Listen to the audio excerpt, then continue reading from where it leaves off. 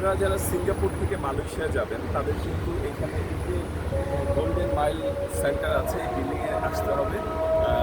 সেরাঙ্গি থেকে আসেন বা গেলাং থেকে আসেন, যেখান থেকে আসেন আপনাকে বাসে করে এখানে আসতে হবে, অথবা আপনি ট্যাক্সিতেও আসতে পারেন।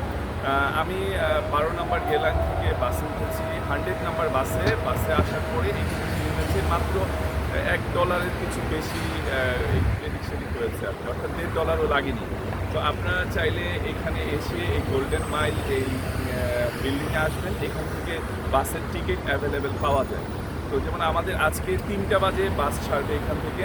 এখানে কয়েকটা বাস কোম্পানি আছে, সেই বাস কোম্পানির মধ্যে আছে স্টার মার্ট, স্টার কুইন্টিনা, স্টার কুইন্টিনা, আর আছে আপনার KBES। এই 3টা বাস কোম্পানিকে এখানে দেখলাম।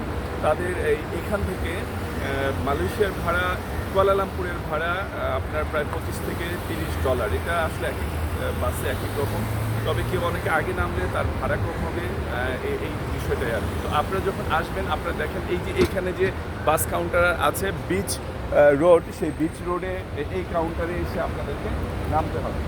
বিচ রোডে যদি আপনারা এখান থেকে নামেন, খুব অল্প রাস্তা, এখান থেকে হেঁটে আপনারা চলে যাবেন বিচ রোড থেকে ওই বিল্ডিংয়ে যাবেন। তো আশা করি যে যারা সিঙ্গাপুরে এসে মালয়েশিয়ায় প্রবেশ করতে চান তাদের জন্য এটা খুব চমৎকার একটা ভিডিও হচ্ছে।